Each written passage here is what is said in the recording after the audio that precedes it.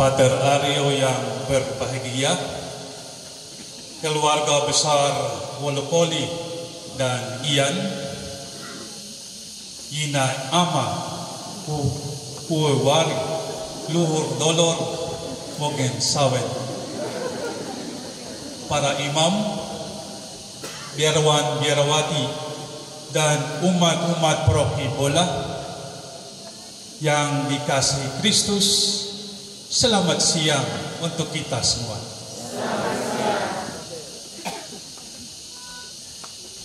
Panggilan itu misteri namun nyata.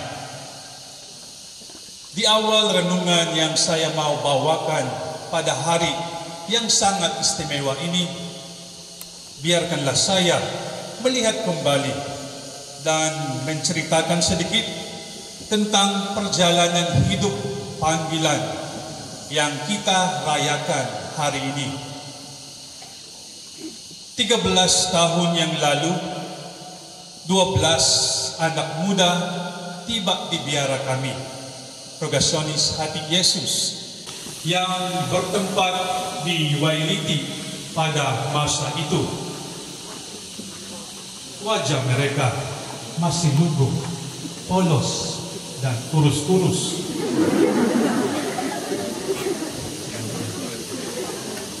Pokoknya bau kampung masih terasa.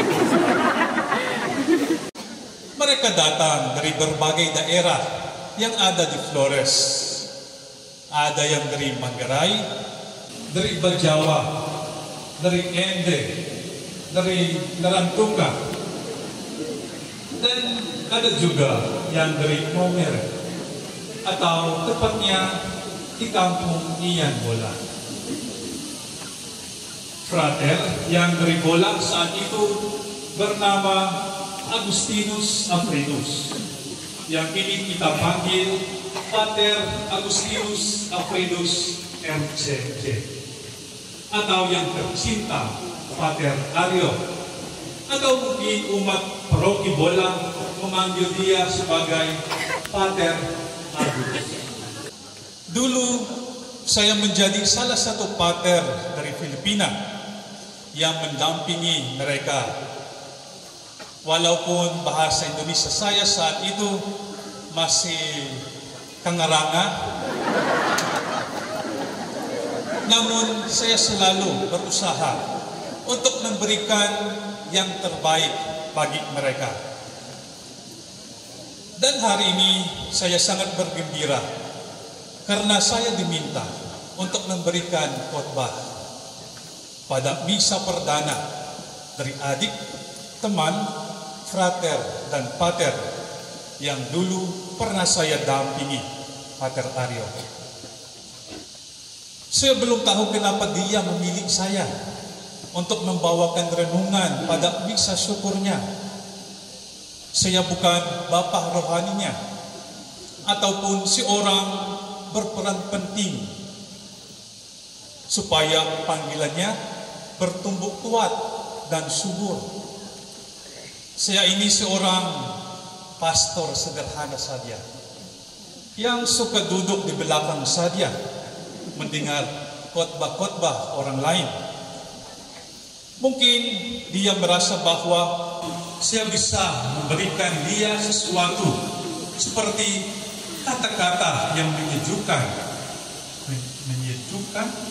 dan yang mengharukan hatinya, atau refleksi-refleksi yang mendalam tentang hidup baru yang dia masuki sekarang.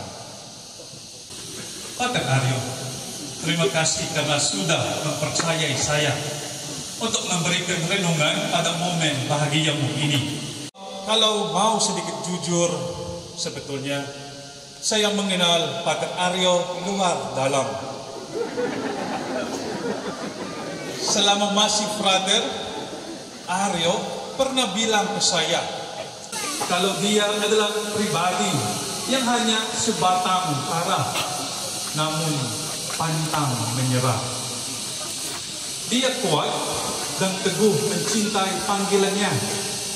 walaupun banyak tantangan yang dia alami. Sejauh yang saya alami dan amati, dia adalah pribadi yang aktif dan partisipatif dalam banyak kegiatan. Dia adalah orang humoris, mudah bergaul dengan semua orang, sehingga tidak heran kalau sampai saat ini dia punya banyak tante dan om. Dia fenomenal, tidak hanya di dalam negeri, tetapi juga di luar negeri. Kalau di sini dia punya banyak om dan tante, di luar negeri dia juga punya banyak ito dan tita, sama dengan om dan tante. Pater Aryo juga adalah tipe seorang yang cepat membantu, walaupun dia tidak punya apa-apa. Dia juga adalah seorang pemasak yang hebat. Dulu, kalau dia tidak ada di ruangan belajar, berarti dia ada di dapur. Sementara kupas bawang dengan Mama Katarina, pemasak kami di Biara. Masakan kesukaannya adalah sup babi kecap, dan kuah asam urat.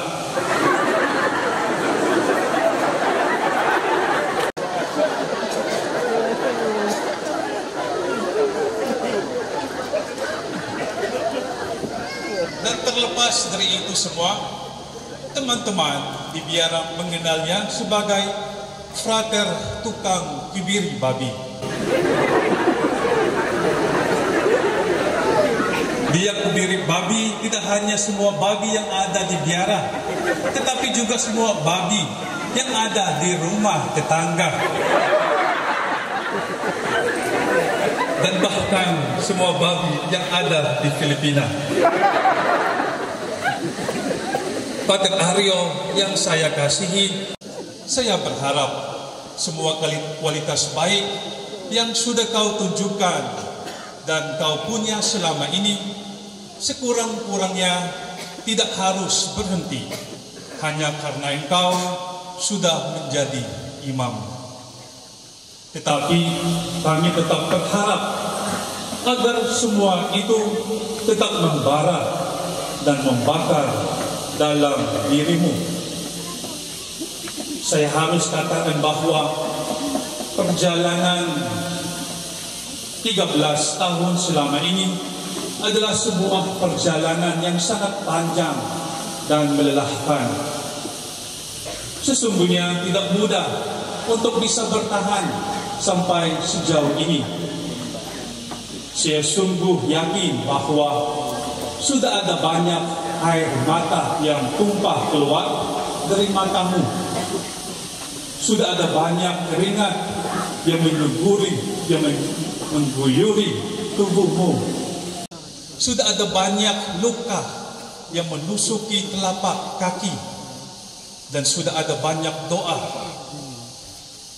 yang sudah kau lanturkan di depan altar. Dan semuanya itu engkau buat hanya untuk memastikan bahwa cintamu dan cintanya menyatu.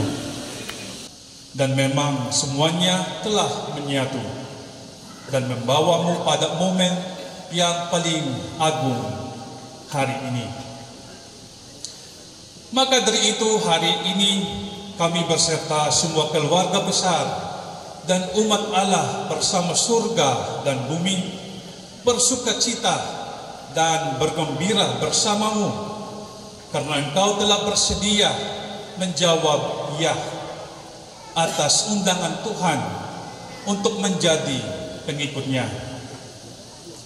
Semua umat yang ada di tempat ini datang dengan satu niat, yakni ingin bergembira dan mendukung jalan panggilanmu. Engkau telah membuat keputusan dan kami semua mendengar dan melihatnya. Kami minta jangan pernah menduakan cintamu. Peluk erat jubahmu sampai maut menjemputmu. Imamat adalah rahmat yang paling khusus, istimewa dan kudus. Semua orang bisa mengimpikannya, tetapi tidak semua bisa mendapatkannya. Sebab Allah hanya memilih orang-orang yang layak untuk mendapatkannya. Imamat juga adalah harta kepunyaan Allah, dan hanya Allah sendiri yang bisa berinisiatif memanggil seseorang yang Dia percayai. Maka jangan pernah berbangga karena engkau dipilih menjadi imam. Berbanggalah jika engkau bisa setia menjaganya sampai maut menjemputmu. Jangan pernah berbangga jika berkhotbahmu bisa membuat orang mengangguk-angguk, terpesona, dan bahkan menangis. Tetapi berbanggalah jika mereka melihat Tuhan dalam dirimu. Jangan pernah menganggap bahwa kamu yang paling kudus, paling benar, dan paling pintar, sebab engkau hanya dipakai Tuhan untuk mewartakan sabdanya. Berbahagialah jika karena kehadiranmu umat merasa bahwa Tuhan itu nyata ada di sini. Menjadi imam memang suatu kebanggaan keluarga dan juga kebanggaan umat Allah seluruhnya. Dan sebagai imam, kamu akan disanjung di mana-mana. Engkau akan dihormati sebagai raja, sebab imam adalah orang pilihan. Dia adalah alter Kristus. Maka dari itu, jaga martabat imamatmu sampai kekal. Hati-hati dengan perkataanmu, sebab di mulut imam adalah ada keselamatan. Tetapi di mulut imam juga ada kebinasaan. Engkau bisa membawa ribuan umat kepada surga, tetapi engkau juga bisa bawa ribuan umat ke neraka. Jaga imamatmu dan rawatlah putih jubahmu. Saya sangat yakin bahwa engkau sendiri pernah merasa bahwa engkau tidak layak mendapat panggilan ini. Tetapi ingatlah bahwa Tuhan tidak pernah memanggil orang-orang yang baik, orang-orang sempurna, orang-orang pintar, dan segala macam. Sebab Dia hanya memanggil orang yang Ia kehendaki. Ia memanggil orang-orang tepat dan tak pernah salah. Ia tidak memanggil orang yang kudus, tetapi menguduskan orang yang Ia panggil. Saya secara pribadi tidak mengetahui alasan dibalik pilihan kisah panggilan Santo Matius yang menjadi bacaan Injil dalam misa syukur imamatmu ini. Ya, tentu saja engkau punya alasan tersendiri. Mungkin saja Pater Aryo mau memperlihatkan bahwa jalan panggilannya punya kemiripan dengan kisah panggilan Santo Matius. Pater Aryo juga punya masa lalu dan kelemahan yang pernah ia lewati. Santo Matius dalam Injil berbicara dengan jelas tentang hal ini. Kisah panggilan Matius ini mau menjelaskan kepada kita bahwa Tuhan tidak peduli dengan masa lalu seseorang. Tuhan hanya percaya bahwa dalam setiap keburukan pasti akan sejumlah kualitas kebaikan yang tersimpan. Panggilan Matius mau menunjukkan kepada kita bahwa tidak ada dosa yang abadi. Hanya rahmat Tuhan yang selalu segar dan dibaharui dalam zaman dan waktu. Matius mau menunjukkan bahwa semua santa dan santo punya masa lalu dan setiap pendosa punya masa depan. Pater Aryo yang berbahagia dan saya kasihi, sebagai seorang konfrater, saya sangat bangga karena kamu sudah menjadi imam. Keberanianmu untuk mengatakan ya di hadapan Tuhan juga merupakan semacam kebahagiaan yang juga saya alami, karena saya juga pernah mendampingi dan mendoakan siang malam untukmu dan teman-temanmu. Ternyata doaku dan doa umat selama ini tidak sia-sia. Santo Annibale Maria di Francia, pendiri kami, pernah bilang bahwa semua panggilan yang ada dalam gereja adalah wujud nyata dari doa. Imam adalah doa-doa yang terjawab oleh Tuhan. Santo Yohanes Maria Vianney juga pernah bilang bahwa imam lahir dari hati kudus Yesus. Saya secara pribadi merasakan bahwa menjadi imam tanpa doa itu tidak akan pernah bertahan lama. Karena itu saya mau katakan, jangan pernah anggap sepele dengan doa. Jadikan doa sebagai nafas hidupmu. Sebab jika kamu mulai malas berdoa, maka kejatuhan akan pelan-pelan muncul. Kami dan umat yang ada di tempat ini mendoakanmu, dan kami juga mengharapkan doa-doamu.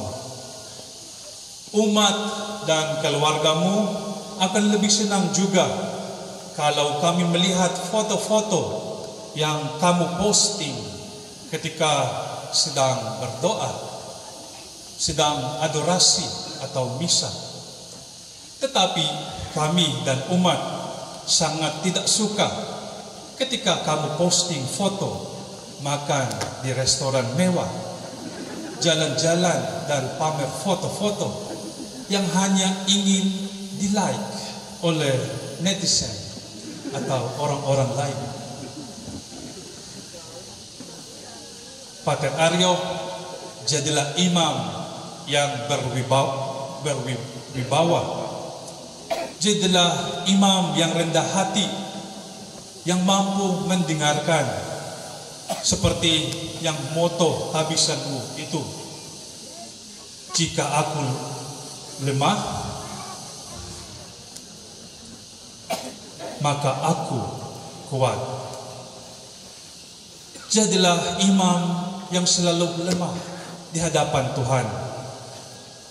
Karena ketika engkau merasa diri lemah, engkau pasti membutuhkan bantuan Allah yang memanggilmu dan akan menguatkan serta menuntun kamu dalam jalan panggilanmu. Jadilah imam yang teladan, bukan hanya pandai bicara, namun pandai untuk mengumat. Akhirnya, sebagai kakak dan konfratermu, saya menyampaikan selamat dan profesa. Tuhan menjagamu. Ya Tuhan, utuslah Rasul yang kudus ke dalam gerejamu. Amin.